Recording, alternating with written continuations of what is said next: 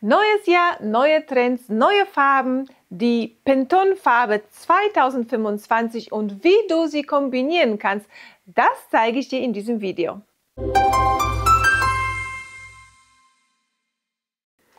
Hallo und herzlich willkommen. Ich bin die Mira und bei mir findest du Modetipps, Modetrends und jede Menge Schall- und T-Shirt-Tutorials und natürlich herzlich willkommen im Jahr 2025. Und heute dreht sich alles um die Farben, die wir dieses Jahr tragen werden. Jedes Jahr kürt das Pantone-Institut eine Farbe zu der Farbe des Jahres und die gibt buchstäblich den Ton an in allen Bereichen, wie Wohnen, Decoration und natürlich ja Fashion. Dieses Jahr ist das Mocha Mousse und ich muss ganz ehrlich sagen, es ist endlich eine Farbe, mit der ich persönlich etwas anfangen kann, denn wir können uns erinnern, letztes Jahr war das Peach fast recht schwierige Farbe. Davor war das Viva Magenta, ein rötliches Pinkton. Davor Very Peri, also ein lila Ton, das nicht wirklich jeder mag. Und im Jahr 2021 waren es sogar zwei Farbtöne. Einmal Illuminating, also ein grelles Gelbton, begleitet von Ultimate Grey, also einem Grauton. Und ich muss sagen, diese Kombination hat mir schon gut gefallen, so dass ich sogar einmal mitgemacht habe. Mocha Mousse ist ein Ton, was so ein bisschen Gemütlichkeit, Geborgenheit bringt und natürlich es erinnert stark an Café au lait und ein Schokoladenmousse. Also es ist eine, sage ich mal, leckere Farbe. Die lässt sich auch sehr gut kombinieren. Dass die Farbe des Jahres ist keine Überraschung, wenn jemand die Trends, die Modetrends beobachtet, kann schon mal beobachtet haben, dass wir Ende des Jahres mit Brauntönen angefangen haben, also sehr präsent war Schokoladenbraun, diese dunkelbraune Farbe, die sehr oft mit Burgundi kombiniert war. Und Burgundi ist weiterhin die Farbe des Winters. Also das, was wir letztes Jahr, Ende des Jahres im Winter angefangen haben mit Burgundi, geht natürlich jetzt noch weiter.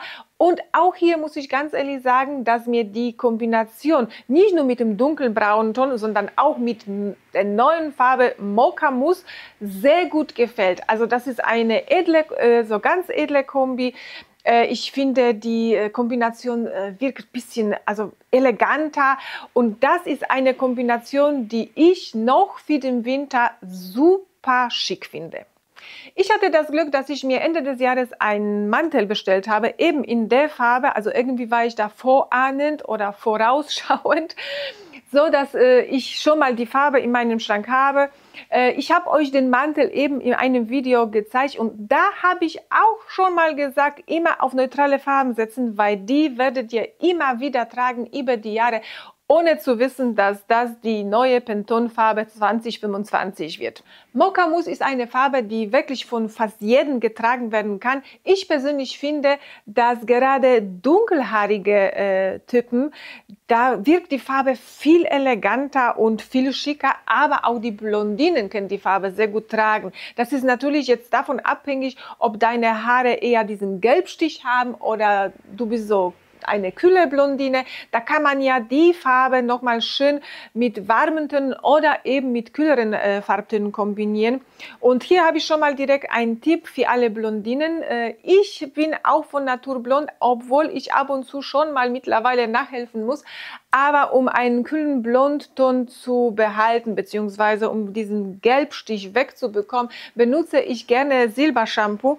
Und hier muss ich sagen, ich habe schon versucht, wirklich etliche Produkte von DM, die sind leider aber nie so wirkungsvoll.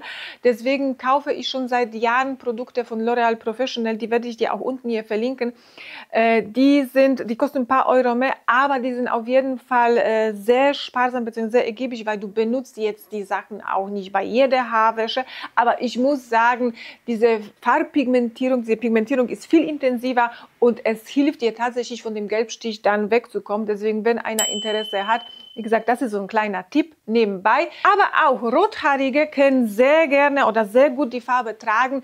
Einfach mal kombinieren mit warmen Nuancen, wie zum Beispiel so ein leichtes Orange oder so Rosttöne oder Rottöne. Da passt die Farbe auch natürlich super gut dazu. Und es lässt sich schon erahnen, welche Farben uns dieses Jahr begleiten, beziehungsweise welche Farben diesen Frühling angesagt sind. Das sind alles gedämpfte Farben, also keine Strahlefarben. Es sind jetzt, wie gesagt, so Orange- oder Rosttöne, die dann ein bisschen dunkler sind, sind Blautöne und Lilatöne, die so mit so einem Grauschleier sind. Außerdem bei der Farbe Grau, die haben wir schon letztes Jahr gesehen. Dieses Jahr ist sie ja auch schon da, aber das ist kein leuchtendes oder kein dunkles Grau. Es ist, ich meine, das heißt sogar Mondscheingrau. Also das heißt, schon wieder so ein bisschen dezenter, so als ob man den Vollmond sich anschauen würde, mit so einem leichten silberigen, ja, Hauch von Glanz. Und die Farbe Burgundi. Die Farbe Burgundi, die hatten wir letztes Jahr schon mal gehabt. Diesen Winter tragen wir die weiter. Sie wird aber im Laufe der Zeit von Burgundi auf Pflaume gehen. Das waren die Farben, die wir auf jeden Fall im Jahr 2025 tragen werden. Ich hoffe, dass dir das Video so ein bisschen Inspiration gegeben hat, dass du in deinem Schrank doch einige an den Farben schon mal finden kannst. Ich würde mich freuen, wenn du mich weiterhin begleitest. Über ein Like freue ich mich auch. Und demnächst sehen wir uns mit weiteren Trends für das Jahr 2025.